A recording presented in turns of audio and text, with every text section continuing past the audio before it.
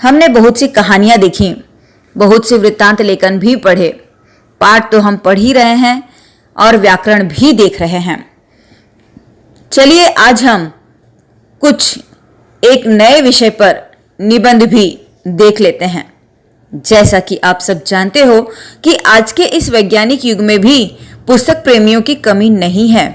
वह हमेशा नई नई पुस्तकें पढ़ना चाहते हैं जो उन्हें पुस्तकालय अर्थात लाइब्रेरी के नाम से, जिसे आप सब जानते हो, वहां से प्राप्त होती हैं। हालांकि कुछ लोग इंटरनेट पर भी किताबें पढ़ने की कोशिश करते हैं, किंतु जो आनंद पुस्तक पढ़ने में मिलता है वह इंटरनेट से नहीं मिलता। यही कारण है कि आज भी पुस्तकालय का स्थान अमूल्य है। तो आज हम इसी पुस्तकालय की आत्मकथा लिखते हैं। नमस्ते, मैं श्रीमती सुशीला पाल आप सबका स्वागत करती हूँ।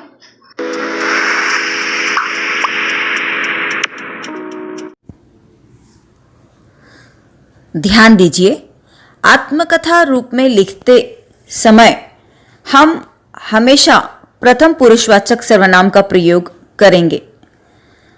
अब यहाँ इस निबंध के प्रस्तावना में हम पुस्तकालय रूप में अपना परिचय देंगे और अपनी महत्ता स्पष्ट करेंगे। अतः यहाँ पर यह महत्ता और अपना परिचय देते हुए हम बताएंगे कि किस तरह से प्रत्येक राष्ट्र के विकास के लिए मेरी आवश्यकता, ध्यान दीजिए, क्योंकि यह निबंध आत्मकथात्मक रूप में हम लिख रहे हैं और यहाँ हम स्वयं को पुस्तकालय रूप में संबोधित कर रहे हैं। इसलिए पुस्तकालय रूप में ही हम अपना परिचय देंगे और अपनी महत्ता स्पष्ट करेंगे और बताएंगे कि किस तरह प्रत्येक राष्ट्र के विकास के लिए मेरी आवश्यकता है। शिक्षा व्यवस्था में मेरा क्या स्थान है? इंटरनेट व्यवस्था होने के बावजूद मेरा महत्व क्यों कम नहीं हुआ है, यह भी हम बताएंगे। ध्यान देना बच्चों, मैं और मेरी से तात्पर्य यहाँ पुस्तकालय से है। यहाँ हम अपने आप को पुस्तकालय रूप में संबोधित कर रहे हैं, इसलिए पुस्तकालय के संदर्भ में हम जो कुछ भी बताएंगे वह मैं और मेरे रूप में ही हम कहकर संबोधित करेंगे।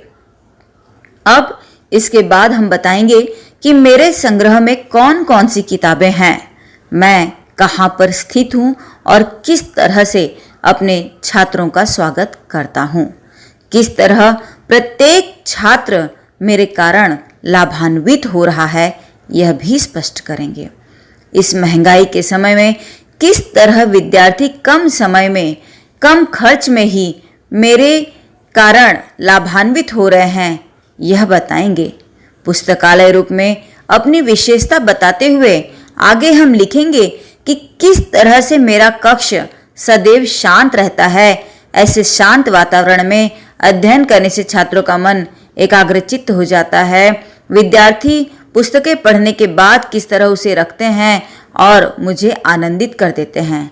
तत्पश्चात अपने प्रयोग के बारे में स्पष्टीकरण देते हुए हम कहेंगे कि किस तरह विद्यार्थी पुस्तकालय से किताबें लेकर पढ़ते हैं और घर ले जाते हैं। अब जैसा कि आप सबको मैंने पहले वीडियो में बताया भी है कि जब भी हम निबंध लिखते हैं तो सकारात्मक बातों के साथ ही एक परिच्छेद में हमें तनिक जो नकारात्मक चीज़ें होती हैं उनका भी विवरण देना चाहिए। तो यहाँ पर इसी नकारात्मक तथ्य का विवरण देते हुए एक परिच्छेद में हम लिखेंगे कि किस तरह से छोटी कक्षा के छात्रों से मुझे अपनी व्यवस्था का भय लगता है। यह भय क्यों लगता है यह भी बताएंगे और इस भय का निराकरण किस तरह से किया जाता है यह भी स्पष्ट करेंगे।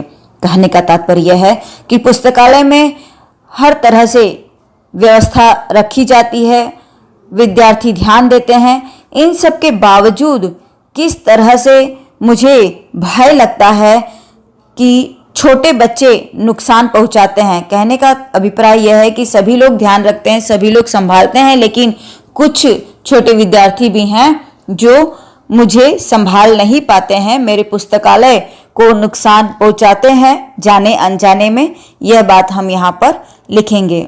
किंतु इस तरह के समस्यात्मक जो परिच्छेद है या नकारात्मक बात का जो परिच्छेद है वह मात्र एक ही होगा और इस एक परिच्छेद के तुरंत बाद ही हम उसकी सकारात्मकता भी स्पष्ट करनी है और सकारात्मकता बताते हुए हम लिखेंगे कि किस तरह बड़े छात्र समझदार होते हैं और वह मेरा मान रखते हैं, जिससे मैं सुरक्षित रह पाता हूँ। अंतिम परिच्छेद में उपसंहार स्वरूप हम लिखेंगे कि मेरी यही कामना है कि देश के विकास में मैं सहायक रहूं। तो अब हम निबंध लिखना आरंभ करते हैं। आरंभ में प्रस्तावना स्वरूप अपना परिचय देंगे। अतः अपना परिचय देते हुए हम लिखेंगे, मैं पुस्तकों का घर पुस्तकालय हूँ। प्रत्येक राष्ट्र की सांस्कृतिक और ज्ञान विज्ञान के विकास के लिए मेरी बहुत आवश्यकता है। मैंने सदा शिक्षा व्यवस्था में रीढ़ की हड्डी का काम किया है। हालांकि वर्तमान में इंटरनेट व्यवस्था और मोबाइल के सस्ते होने के कारण ज़्यादातर लोग किताबों को मोबाइल और कंप्यूटर पर पढ़ना पसंद करते हैं, किंतु इस पर भी मेरा महत्व कम नहीं हुआ है। अब हम बताएंगे कि मेरे पास किन पुस्तकों का संग्रह है, मैं कहाँ पर हूँ और अपने छात्रों का किस तरह स्वागत करता हूँ। तो चलिए लिखते हैं। मेरे संग्रह में विज्ञान, भूगोल, हिंदी, अंग्रेजी, गणित, कहानियों और चित्रों इत्यादि की संग्रहित हैं। मैं एक प्रसिद्ध विद्यालय में स्थित हूँ। 5वीं मंजिल पर एक बड़े कक्ष में पुस्तकों की अलमारियों सहित मैं हमेशा खुले मन से अपने छात्रों का स्वागत करता हूँ। अब इस बढ़ती महंगाई के दौर में हर किसी को पुस्तक खरीदकर पढ़ पाना संभव नहीं हो पाता है।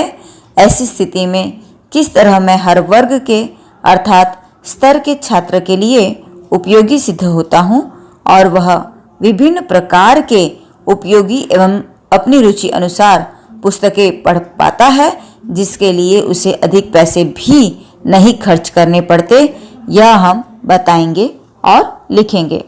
आज प्रत्येक वर्ग का छात्र अगर हर प्रकार की पुस्तक पढ़ पा रहा है तो वह सिर्फ मेरे ही कारण संभव हो पाया है। मैं सभी को विभिन्न प्रकार की पुस्तकें पढ़ने का अवसर प्रदान करता हूँ।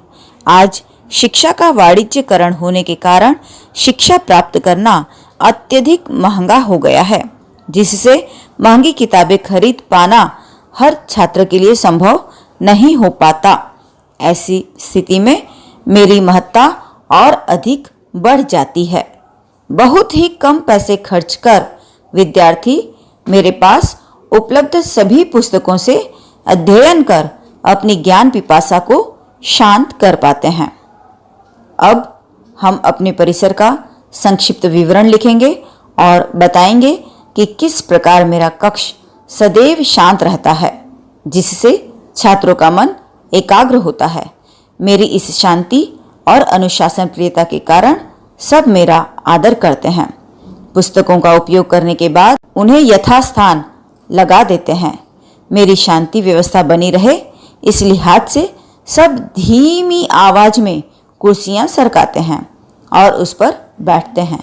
इस तरह सब ध्यान देते हैं कि हर स्थिति में मेरे कक्ष की शांति बनी रहे, जिससे मैं आनंदित हो जाता हूँ। और अब हम लिख लेते हैं, चूंकि मेरा कक्ष सदैव शांत होता है, मेरे पास किताबें पढ़ने से छात्रों का मन भी एकाग्र हो जाता है। छात्र यह बात जानते हैं कि मैं शांति और अनुशासन प्रिय स्थान हूँ, अतः वे सदा मेरा आदर करते हैं। पुस्तकों का उपयोग करने के बाद उन्हें यथास्थान लगाकर जाते हैं। धीमी चाल से कुर्सियों का शोर न करते हुए वे मेरा हृदय प्रफुल्लित कर देते हैं।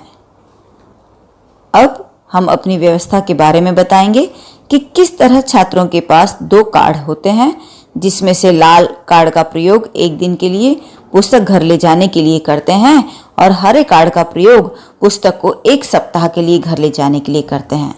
तो अब हम लिख लेते हैं। सभी छात्रों के पास 2-2 कार्ड हैं। एक लाल रंग का है जिससे पुस्तकें एक ही दिन के लिए घर ले जा सकते हैं।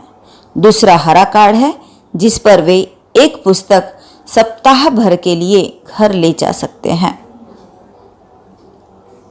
अब हर अच्छाई में कुछ ना कुछ समस्या या नकारात्मकता भी होती ही है, तो उसी दिक्कत को अब हम इस अगले परिच्छेद में लिखेंगे और बताएंगे कि किस तरह छोटी कक्षा के विद्यार्थी नटखट और नादान होते हैं, जिसके कारण वह पुस्तकों के पृष्ठ फाड़ देते हैं और पुस्तकें भी घुमा देते हैं। उनके कारण व्यवस्था थोड़ी सी बिगड़ जाती है, जिसके कारण स्वयं पुस्तकालय अध्यक्ष को सतर्कतापूर्वक निरीक्षण करना पड़ता है। तो अब हम लिख लेते हैं। छोटी कक्षा के छात्रों से सदा भय रहता है क्योंकि यह छात्र अधिक नटखट और नादान होते हैं। यह छात्र पुस्तकों के पृष्ठ फाड़ने और पुस्तकें गुमाने के लिए कुख्यात हैं।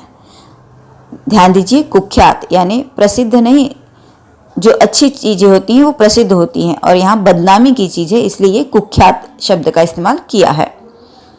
कुर्सियों और फुसफुसाने की आवाज इनके आगमन की सूचक होती है।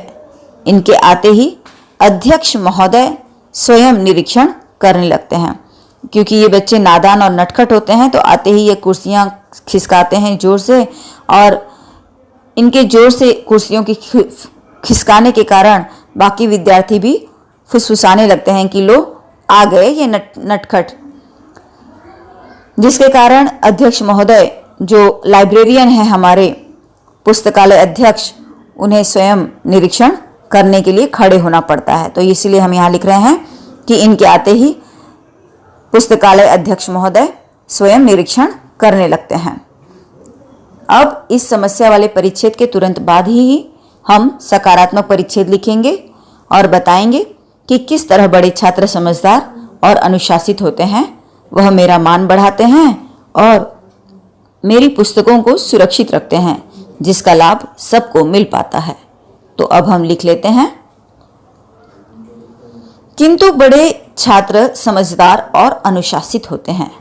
वे पुस्तकें सुव्यवस्थित रख और यथा समय लौटा कर मेरा मान रखते हैं। इस तरह विद्यार्थियों की समझदारी पर ही मेरा अस्तित्व है, कारण मेरी पुस्तकें सुरक्षित रहती हैं और सभी विद्यार्थी उन्हें पढ़ पाते हैं, उनका लाभ ले पाते हैं।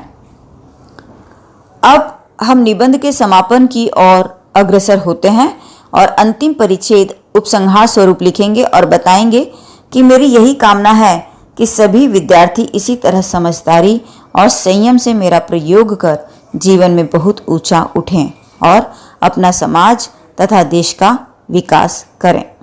तो लिख लेते हैं। अंततः मेरी यही कामना है कि सभी छात्र समझदारी एवं संयम से मेरा प्रयोग कर जीवन में बहुत ऊंचा उठकर नाम कमाएं तथा प्रत्येक छात्र समाज और देश का विकास हो। उम्मीद है पुस्तकालय की आत्मकथा, यह निबंध आप लोग अच्छी तरह से समझ चुके हो और अब यदि परीक्षा में आता है तो आप आसानी से लिख सकोगे। वैसे निबंध कैसे लिखा जाता है, इसको लिखने का क्या तरीका होता है, इससे संबंधित वीडियो भी मैंने बनाया है, जिसका नाम है निबंध लेखन का प्रारूप। तो आप लोग वह वीडियो देख सकते हो और इस तरह के अन्य निबंध के भी प्रकार यानी इस तरह के अन्य निबंध भी मैंने वीडियो बना रखे हैं। उन विषयों पर आधारित वीडियो भी आप देख सकते हो। धन्यवाद।